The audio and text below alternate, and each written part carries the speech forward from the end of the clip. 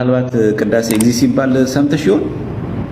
ይሄ የጌታ ቅዳሴ እኮ ያንተን ስም ሰምቶ ሞት ይደንግጥ፣ ቀላትን ሰንጠቁ፣ ዓለምን ይራቅ፣ ወንጀለኛ ይቸገር፣ ወርቅን የሚወዱ ይነቀል። ምን ማለት ወርቅን የሚወዱ ማለት? አሁን የቀረበት ወርቅና ይሄ ወርቅ መስሏችሁ አይደለም እኮ። ወርቅን አቅልጠው ጣዖት የሚያመልኩ የዚህ ዓለም መሻትን ገንዘብን የሚወዱ ሰዎች ካንተ የሚያስበልጡ አንተ ላይ ደርበው ባዕድ አምልኮ የሚያመልኩ ይነቀሉ። ቅዳሴ እግዚእ እኮ ነው የሚያወራው። ይኸውኛ መሰከር ነው እኮ። የምን ተሐድሶ ነው የምታወሪ? እና አንዳንዶቻችን የድል ዜና አብሳሪ መሆን እንፈልጋለን። በቃ የሆነ ነገር ኢኖቬት ያደረገና በጣም ቤተክርስቲያናችንን ከሆነ ጉድ ያወጣናት አድርገን እናስባለን። ይህ በጣም ስህተት ነው ክርስቲያኖች።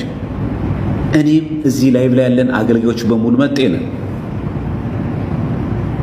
ከኦርቶዶክስ ቤተክርስቲያን ተዋህዶ ቤተክርስቲያን በጥምቀት ተወልደን መጣን እንጂ እኛ አልሰራናት። ባለፈው የሚያነሳሁላችሁ ነጥብ ይሄ ነው። ብፁዕ አቡነ ኤርምያስ ያነሱት ማለት የዛሬ 22 ዓመት የተመለሰ ምላሽ መጽሐፈ ዚቅ ላይ እኮ እንደዚህ መርቆሬዎስን አንተን ተሰቀልክ ይላል። ይህ እኮ የዛሬ 22 ዓመት ጌታቸው የሚባል መናፍቅ መጽሐፍ ጽፎ ገድል ወይስ ገደል ለሚለው መጽሐፍ በ1996 ዓመተ ምህረት እኮ ሄዱ ፌስቡክ ላይ ለጥፌዋለሁ ገጹ በብፁዕ ወቅዱስ አቡነ ጳውሎስ ዘመነ ፕትርክና ዘመን በግለሰብ አይደለም በሊቃውንት ጉባኤ ገጽ 26 ላይ በመደበኛ ድጓ ላይ የለም። ቅዱስ ያሬድ እንደዚህ ጽሑፍ አልጻፈም። ኢቭን መደበኛ ዚቅ ላይ ራሱ የለንም። መርቆሬዎስ አንተ ለዓለም የተሰቀልክ የሚል ትምህርት የለንም። ግለሰቦች ሲያሳትሙ ያን ነገር ሊቃውንት ጉባኤ እንዲታረም መመሪያ ሰጥቷል። ልክ ባለፈው ዕለት በግለሰብ የታተመው ገድለ ዮሐንስ መጥምቅ ቅድስት ታክል አሁን ይህንን ገድለ ዮሐንስ መጥምቅ ቤተክርስቲያናችን ለይታ ያወጣችውን ነገር የሆነ አባት አሁን ብድግ ብሎ ከዛሬ 10 ዓመት በኋላ በነገራችን ላይ ገድለ ዮሐንስ መጥምቅ መወገዝ አለበት፣ ዮሐንስ መጥምቅ 10 ጊዜ ተወልዷል ይላል። ይህን እኮ የሚናገረው ቅዱስ ሲኖዶስ እኮ ያወገዘውን ነው። ቤተክርስቲያን የምትጠየቀው በምትጠቀምበት በምትገለገልበት በዛ መጽሐፍ የምትጠየቀው። ዚቅ ከየት ይወሰዳል? ከድጓ። መጽሐፈ ዚቅ ወመዝሙር እኮ ማለት እኮ ዚቅ ማለት እኮ የሚዘለቅ ማለት ነው። የሚወሰደው ከየት ነው? ከድጓው ነው። ድጓው ላይ እንዲህ የሚል ነገር የለም። ቅዱስ ያሬድ ማለት ብሉይና ሐዲስን ቁርጥም አድርጎ የበላ መጽሐፍ ቅዱስን በዜማ ማለት ነው። ድጓ ማለት ብሉይና ሐዲስን በዜማ ማለት ነው። 22 ዓመት የቆየ በሊቃውንት ጉባኤ የተሰጠ በዛ ላይ ደግሞ ታርሞ የወጣው የምትመለከቱ ደግሞ እነ ንቡረ-እድ ኤልያስ አብርሃ ያሉበት አቡነ ጳውሎስ 8 የሚሆኑ ሊቃውንትን አደራጅተው የታረመውን መጽሐፈ ዚቅ አሰራጭተዋል። ፈርመውበታል እነዚህ ሰዎች። ይሄ መጽሐፈ ዚቅ አይተን አርመውን ቅዱስነቱ እርስዎ በሰጡ መመሪያ መሰረት መጽሐፈ ዚቁን ከመጀመሪያው እስከ መጨረሻው የኢትዮጵያ ኦርቶዶክስ ቤተክርስቲያንን አስተምሮን የሚገልጥ አድርገን ምንም አይነት ስህተቶች የሚገኙትን በሙሉ ወጥተው ስርዋጽ ያሉትን የታረመው መጽሐፈ ዚቅ አውጥተናል ይላል። የመጀመሪያው ፔጅ ላይ አለ።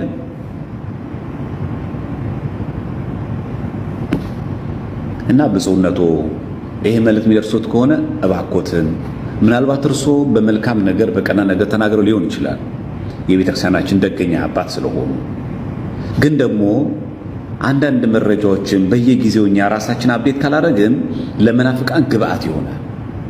እርሶ አሁን በተናገሩት መንገድ አይደለም ብፁዕነቱ ተሐድሶቹ መናፍቃኖች የሚረዱት፣ ልክ እንደ ሰበር ዜና የሚረዱት ይሄንን ይሄው እኛ እኮ ያልነው ይሄንን ነው ይላል። የዛሬ 22 ዓመት የተመለሰ ምላሽ። አንድ ጎረምሳ እኮ ዕድሜው እኮ አልፏል። 22 ዓመታት 22 እኮ ቀን ወይም ወር እኮ አይደለም 22 ዓመት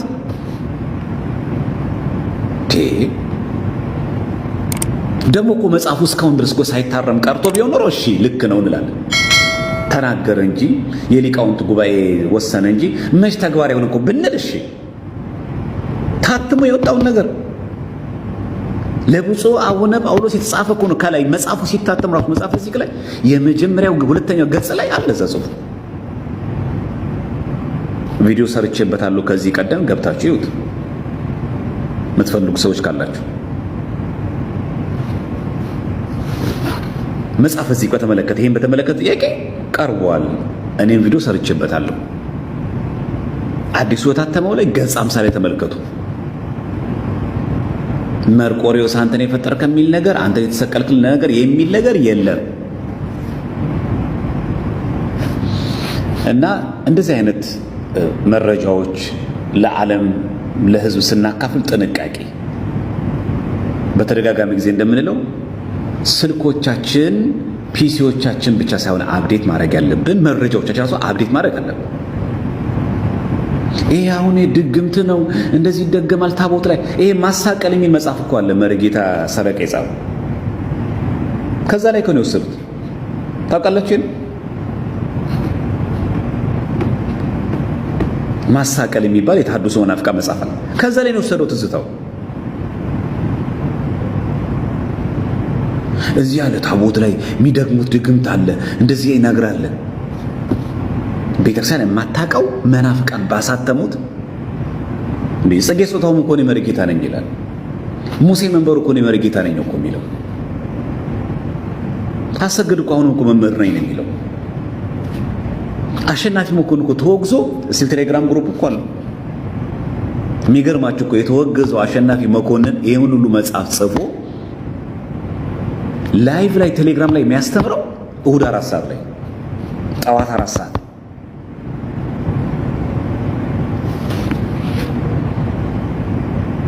ቴሌግራም ግሩፕ አላቸው። አግዛችሁ ተፈራ ቴሌግራም ግሩፕ አለ። እነዚህ አሁን የምነግራችሁ በሲኖዶስ ኦፊሻል የተወገዙ ሰዎች ናቸው።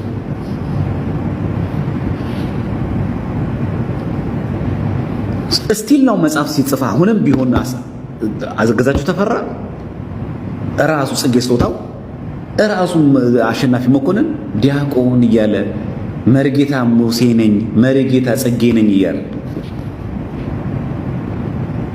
ይሄ ለማላቸው ነው። ሁሌ የዲያብሎስ ዓላማው ሽንገላ ነው፣ ማታለል ነው። በካባ ይደበቃል፣ በድቁና ይደበቃል፣ በምርግትና ይደበቃል።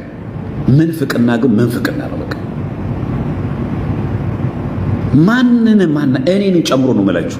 ማናችንም አዲስ ክርስቶስ የለም፣ እኛ የምናስተዋውቀው የለም። በመጽሐፍ ቅዱስ በአበው ትምህርት በቅዱስ ትውፊት የተገለጠው ነገር ማሳየት ብቻ ነው የኛ ደረጃችን እኛ እዚህ ጋር ያለው። ሐዋርያት ያልሰበኳት የቀደምት አባቶቻችን ያላስተማሩት አዲስ የሆነ ትምህርት እኛ የለንም፣ ኖሩንም አያውቅም። እና የዘርፌ መሰረታዊ ስህተቶች እነዚህ ናቸው። ተገፍቻለሁ በሚል ካባ በዚህ የሚገኝ ዝና ካለ አሁን ለምንድን ነው ወደዚህ የመጡት መሰላችሁ? ገብቷችኋል? ያው እኛ ስለማይመለከተን እንጂ ዮኒ ማኛ መጥቶ ፕሮቴስታንቶች እስረሳቸው እንትን አላቸው ክፍፍል አላቸው ብሎ ስለተናገረ እችን ለመጠገን አላያችሁም? ሉተራውያንና ፔንቴኮስታል እንዲያወያዩ ጭምር ምን እያደረጉ ነው? እያፈረሱት ነው። ለምን? ዝም በል የጋራ ጠላት ነው ያለው። የጋራ ትምህርት እኮ የለም። የጋራ ጠላት አለች። ማናት እሷ? ኦርቶዶክሳዊ ተዋሕዶ ቤተክርስቲያን። እሷን ማውደም ነው ዓላማው። ይሄ ነው። ለዛም ነው ማውራት የማይወዱት።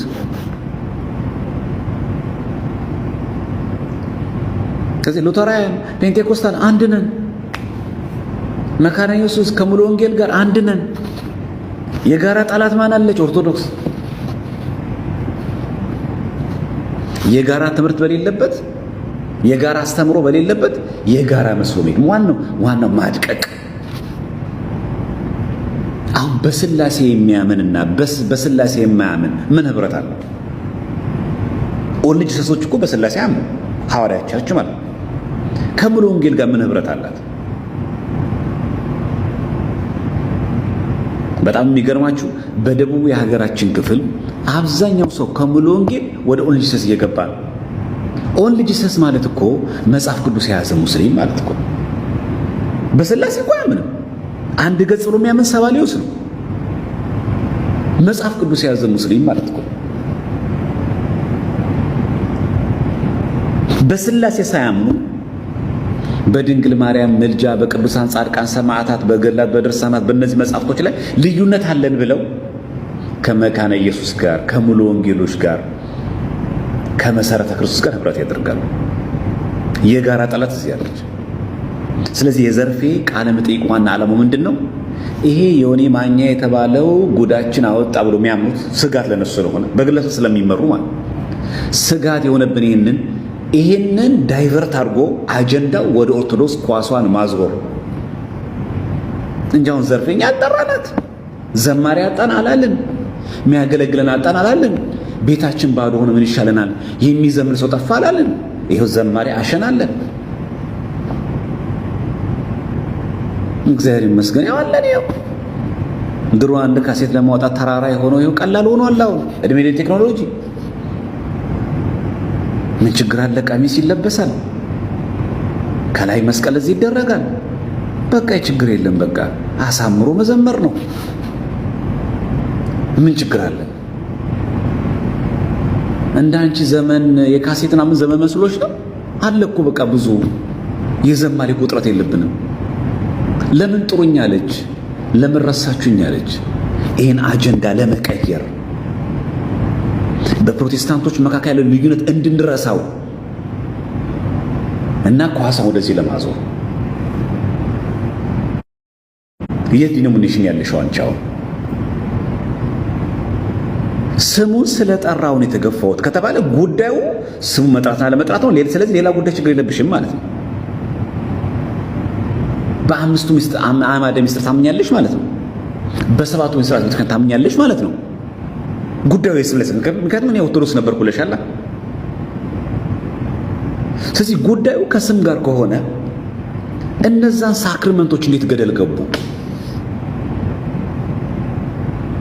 አይሆንም ማለት ነው። ስለዚህ ቤተ ክርስቲያን እባካችሁን በስነ ስርዓት ጾሙን እንድንጾም ከእንደዚህ አይነት አላግባብ ከሆኑ ነገሮች ቪዲዮችን ከማንሰራጨት ራሳችን እንጠብቅ። ለመታወቅ የሚጣጣሩ ሰዎችን እድል አነስታቸው። በቃ ትዝ ልበላችሁ። ለምን ረሳችሁ ነው እንጂ አሁን የሚዲያ ስለማይመጥን እንጂ ታውቂያለሽ፣ እኛ ሰንበት ቤት መተሽ አንድ ቀን አገልግለሽ አሁን ያሉት የመንበረ ፓትርያርክ ቅድስት ማርያም ቤተክርስቲያን አስተዳዳሪ እንዴት እንዳሰናበቱሽ ታውቂያለሽ። እኛ ሰንበት ቤት ይሄ ሚዲያ ስለማይመጥን አላነሳውም። ዘርፌ ታውቂያለሽ፣ ሚካኤል ደብር ላይ መተሽ እንዴት በማግስቱ ለምን እንዳሰናበቱሽ ያኔ በሰላሙ ጊዜ ያኔ ዘርፌ በሚባልበት ዘመን ያኔ ገና ካሴት ያወጣች ዘመን ያኔ በሁሉ መድረክ እሷ ተጣራ በሚበዛዘ በደጉ ዘመን ስለ ተሐድሶ ምናምን ነገር ሳይነሳ በዛ ዘመን ያው እኛ ያደግንበት ደብር ስለማይመጥን በእናንተ ልክ መውረድ ስለሌለብን እኛ አናወራው ስለማያስፈልግ ያው አለቃም አሉ በህይወት አሉ፣ እኔም አለው በህይወት፣ አንቺም በህይወት አለሽ። አንዳንድ ጊዜ መድረኩን አገኘን ብለን ስናወራ ግለሰባዊ ጉዳዮቻችን ለራሳችን እንተዋቸው። በቃ የግለሰብ ድክመት ብለን እንተው። አጉል ግን ቤተክርስቲያንን ግን አታክ ለማድረግ ግን ከተጀመረ ግን ጥሩ አይደለም። አብይ ጾም ነው። ምናልባት ቆርቆሮሽ ከሆነ ከልብሽ ተሰምቶሽ ከሆነ ከኦርቶዶክስ በመውጣትሽ ከሆነ ቤቱ ክፍት እኮ ነው። ማን ይከለክልሻል? የአባታችን ቤት አይደል? በሩ ክፍት አይደል? በእውነተኛ ንስሐ ከመጣሽ ማን ይዘጋዋል በሩ? አሁንም እኮ ትችያለሽ። ይኸው ዘማሪ ሐዋዝ ተመለሰ። ምን አረግን? እንደው ዕውቀት ማነጻጸር ስለማይገባ እንጂ በእውቀት በብስለትም እኮ ዘማሪ ሐዋዝ እኮ አንቺ ይበልጣል። ዲያቆን ማለት በክህነቱም ብትመጪ በጥልቀት በመንፈሳዊ ዕውቀት ብስለት ብትመጪ ሐዋዝ ሲመጣ ምን አለኝ? ዘማሪ ስራ ሲመጣ ምን አረገልኝ? ዘማሪ ሐዋዝ አሁን ሲመጣ ኢየሱስ እንዳልጠራ ብለን ያስገባል። እዝራ ሲመጣ ኢየሱስ ስም እንዳጠራ ብለው ተከልክሎ ነው የመጣ። አሸናፊ ገብረ ማርያም ሲመጣ ኢየሱስ የሚበለው ስም እንዳጠራ ተብሎ ነው የመጣ። ለምን ህሊናሽን ተዋሽዋለሽ? ኢቭን ካህን እንኳን በየቀኑ በኪዳንም በቅዳሴ ጊዜ በሚያሳርግበት ጊዜ ጌታችን ኢየሱስ ክርስቶስ የካህናት አለቃ ኃጢአትን የሚያስተሰርይ ጌታችን ኢየሱስ ክርስቶስ እያለ ሲጠራ እንዴት አትሰብም? ይሄንን ጌታችን ኢየሱስ ክርስቶስ የካህናት አለቃ ብሎ ካህኑ ሲያሳርግ ህዝቡ ዝም በል ኢየሱስ ስም አትጥራ ነው ያሉት። ካህኑ እጁን ከታጠበ በኋላ ዲያቆኑ እንደሚለው ንጹሕ የሆነ ከሥጋው ደሙ ይቀበል፣ ንጹሕ የሆነ ግን አይቀበል፣ ለሰይጣን ለመልእክተኞች በተዘጋጀ በመለኮት እሳት እንዳይቃጠል፣ በልቦናው ልዩ ሐሳብና ዝሙት ያለበት ቢኖር አይቅረብ። እጄን ከአፋዊ እድፍ ንጹሕ እንዳደረግኩኝ ከሁላችሁ ደም ንጹሕ ነኝ። ደፍራችሁ ወደ ክርስቶስ ደም ስትቀርቡ እኔ ከመቀበላችሁ መታለፍ የለብኝም። ኃጢአታችሁ በራሳችሁ ላይ ይመለሳል እንጂ ካልሆነ ዲያቆኑ እንደሚለው ይህንን የካህኑን ቃል ያቃለለ ወይም የሳቀና የተነጋገረ ቢኖር ማንም ጌታችን ኢየሱስ ክርስቶስን እንዳሳዘነው ይወቅ ይረዳ። ማንም ጌታችን ኢየሱስ ክርስቶስን ይሄ አሁን ካህን የሚለውን ቃል ዝም ብሎ ነው ብለህ በድፍረት ስጋው ነው የምትቀበል። የምታቃለው ቀዳሽ ካህኑን ሰራይ ካህኑ አይደለም። ጌታችን ኢየሱስ ክርስቶስን እንዳቃለ ይወቅ ይረዳ። ስለ በረከት ፈንታ መርገምን፣ ስለ ኃጢአት ስርየት ፈንታ ገሃነመ እሳት ከእግዚአብሔር ዘንድ ይቀበላል። ይህን ስንጠራ ስሙና ትጥራ ነው ያለው። ከኢየሱስ ትእዛዝ ልዩ የሆነ ብሎን ይከልከል። ስም እንደምን ነው ኢየሱስ አትበል ነው እንለም። እና አንቺ አሁን ይጎች ቅዳሴ ሁሉም ጋር እኩል ስለሆነ የምነግርሽ ሁሉም ጋር ቅዳሴ አለ። ከኢትዮጵያ ጫፍ ለጫፍ የኢትዮጵያ ኦርቶዶክሳዊ ተዋሕዶ ቤተክርስቲያን እስከሆነ ድረስ ማለት። ስለዚህ ጭርስ ይላሉ የሚሉ ሰዎች አሉ። ለዚህ ደግሞ ማካካሻ ቤተክርስቲያን። ስለዚህ አሁን የተፈለገው የዘርፌ ዋና ዓላማ በዚህ አብይ ጾም የተፈለገው ዋና ዓላማ ለዩቲዩብ ንግዳቸው ምናምን እንደተጠበቀ ሆኖ ዋናው ይሄ በፕሮቴስታንት መካከል ያለው ዲኖሚኔሽን ያለው አሁን የሰሞኑ ልዩነት እንዲሸፋፈን ታፍኖና ተደፋፍኖ እንዲቀር ለማድረግ ብቸኛው መምቻው መንገድ የዘርፌን ጉዳይ አምጥቶ አይታችኋል ኦርቶዶክስ ቢሉ ሁለተኛ መልእክት በዘርፌ የፈለጉት ምናልባት በእነዚህ ጉዳዮች ኦርቶዶክስ ቤተክርስቲያን እንደዚህ መሆኗን አውቀው ከቤቷ የጠፉ ሰዎች ሊመለሱ ሲያስቡ አይታል እኔ እኮ ማለት መለሰው ወጥሩ ስለዚህ እኮ አይታል ዘርፌ እንዴት እንዳረጓት ብሎ በዚህ ምክንያት ለማድረግ ትልቅ ፍርድ አለብሽ። በእውነት ወደ እናታቸው ቤት ለመመለስ ወደ አባታቸው እግዚአብሔር ለመመለስ እያንዳንዱ እየተንገዳገዱ የነበሩት እየዳዱ የነበሩትን ምእመናን በማስቀረትሽ እግዚአብሔር ይጠይቅሻል። ይህ በጣም ከባድ ፍርድ ነው በነገራችን ላይ። ምክንያቱም በሚዲያው በሚነገረው በሚሰበከው ስብከት ልባቸው የዳዳ ሰዎች አሉ። ቤተክርስቲያን እንደዚህ ትነግራለች እንዴ ታዲያ ምን ቤት ነው የገባሁት ብለው ልባቸው እንትን ያኮበኮቡ ሰዎች አሉ። ያንቺ ምን አይነት መርዝ ነው የጣልሽው? በቃ እንዴ ከጣለች እኮ ትገፋላችሁ የሚል ግን እውነት ናት። አትደበቅም። ክርስቶስን እኮ እኛ ቤተክርስቲያን እኮ ስጠራ እንኳን ታውቂያለሽ አይደል? ምን ብላ እንደምጠራ በልብ መታሰቡ፣ በቃል መነገሩ፣ በቅዱሳት መጽሐፍ መዘገቡ ከፍ ከፍ ይበልና እኮ ነው ብላል። ምን ማለታችን ነው? ዝም ብሏል በኢየሱስ ምትለው ቤተክርስቲያናችን በልብ መታሰቡ ምን ማለት ነው? በልባችን የምናስበው ጌታችን ኢየሱስ ክርስቶስ ወይ አሁንም ይጨምር ሁሌ እናስብ። በቃል መነገሩ ማለት ነው ኢየሱስ ክርስቶስ ብለን በአፋችን የምናገሩ አሁንም ይጨምር። ከዛስ በቅዱሳት መጽሐፍ መዘገቡ በየቅዱሳት መጽሐፍ በመጽሐፍ ቅዱስ በአንድምታ በገድላት በድርሳናት ስም ተጽፏል ኢየሱስ ክርስቶስ የሚል አሁንም ይጨምር ከፍ ከፍ ይበልና ጌታችን ኢየሱስ ክርስቶስ እንደዚህ ያለ አይገርምኛ አባቶች እዚህ ጋር መጥተው ደግሞ ተመልሶ ደግሞ ኢየሱስ ስትልኛ ቤት ትወገዛለ ስሙ ራሱ አለ